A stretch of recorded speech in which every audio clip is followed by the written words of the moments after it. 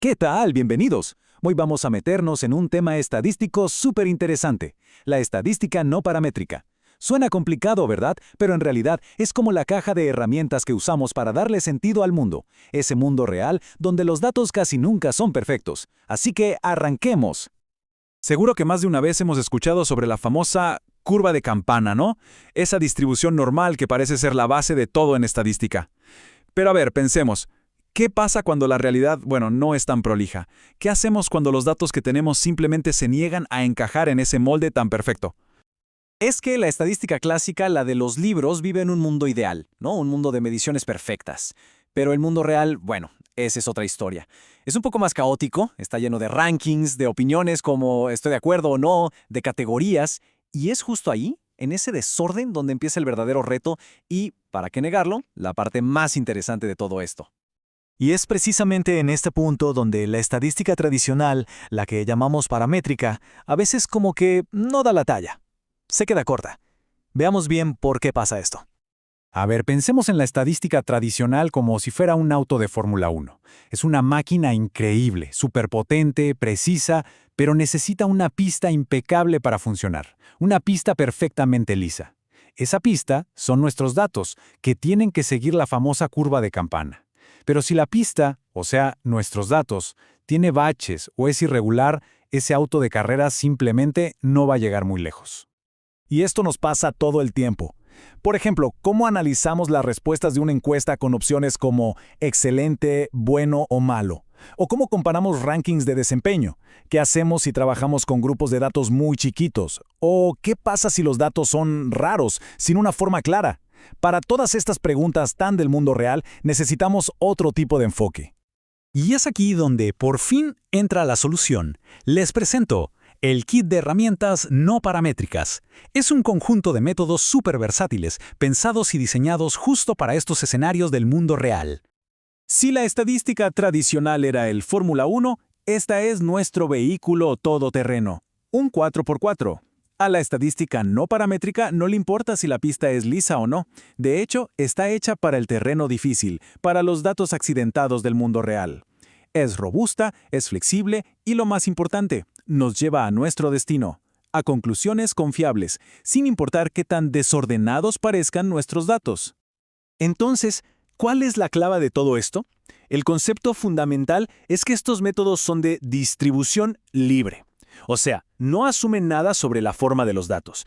No les importa si siguen una curva de campana o no. Y eso, justamente eso, es lo que los hace tan versátiles. Y estas herramientas tienen verdaderos superpoderes. Funcionan de maravilla con datos que son rankings. También manejan categorías y etiquetas. Son súper eficaces incluso cuando tenemos muestras pequeñas. Y a menudo son hasta más fáciles de entender. Son flexibles, robustas. Básicamente, son como la navaja suiza del análisis de datos. Bueno, suficiente teoría. ¿Qué tal si vemos estas herramientas en acción?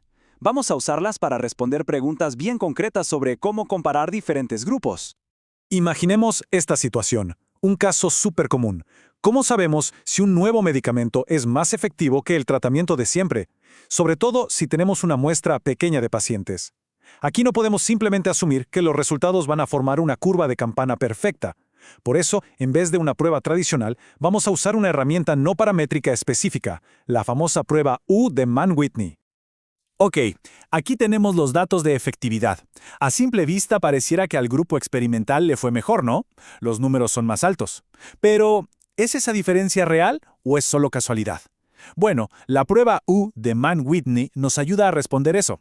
Lo que hace es algo muy ingenioso. Convierte todos estos números en rangos, ordenándolos de menor a mayor. Luego, compara los rangos promedio de cada grupo para ver si la diferencia es real. Y la respuesta que nos da la prueba es clarísima.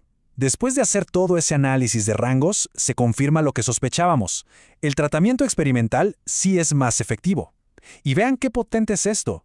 Llegamos a una conclusión sólida, confiable, incluso con datos que no eran para nada perfectos. Muy bien, ahora vamos a subir un poco la apuesta. ¿Qué pasa si en lugar de 2 grupos tenemos 3 o más? Por ejemplo, queremos comparar 3 métodos de enseñanza distintos. Aquí, la prueba de Mann-Whitney ya no nos sirve. Necesitamos a su hermana mayor, por así decirlo. La prueba de Kruskal-Wallis. Aquí están las calificaciones de los estudiantes para cada método. Fíjense en algo importante. Los grupos no tienen el mismo tamaño. Esta es otra de esas situaciones del mundo real donde estas herramientas brillan. La lógica de Kruskal-Wallis es parecida. Toma por todas las calificaciones, las ordena de menor a mayor y se fija si alguno de los grupos tiende a acaparar los rangos más altos. Y aquí viene lo interesante. El resultado es sorprendente. Aunque a primera vista pareciera que hay diferencias, el análisis de Kruskal-Wallis nos dice que no hay una diferencia estadísticamente significativa entre los tres métodos. Esto es crucial, porque nos evita sacar una conclusión apresurada. Estadísticamente hablando, los tres métodos son igual de efectivos. Perfecto. Ya vimos cómo comparar grupos.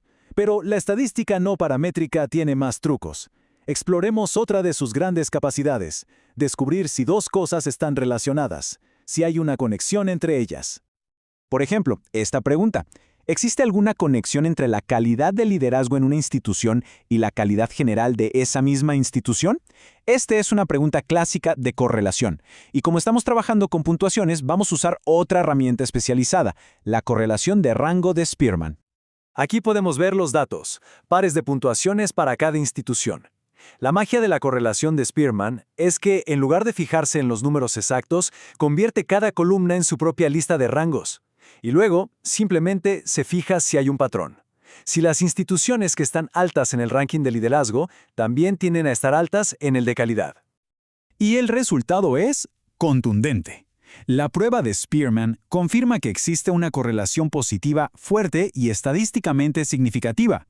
Poniéndolo en palabras simples, sí, las instituciones con mejor liderazgo tienden a tener mejor calidad. Es un patrón muy claro que sale a la luz gracias a este análisis de rangos. Bueno, después de ver todo esto en acción, vamos a resumir la idea principal. ¿Cuándo exactamente deberíamos sacar del garaje nuestro vehículo todoterreno estadístico? La respuesta es bastante clara. Hay que pensar en estas herramientas cuando analizamos resultados de encuestas. También cuando comparamos grupos con poquitos participantes.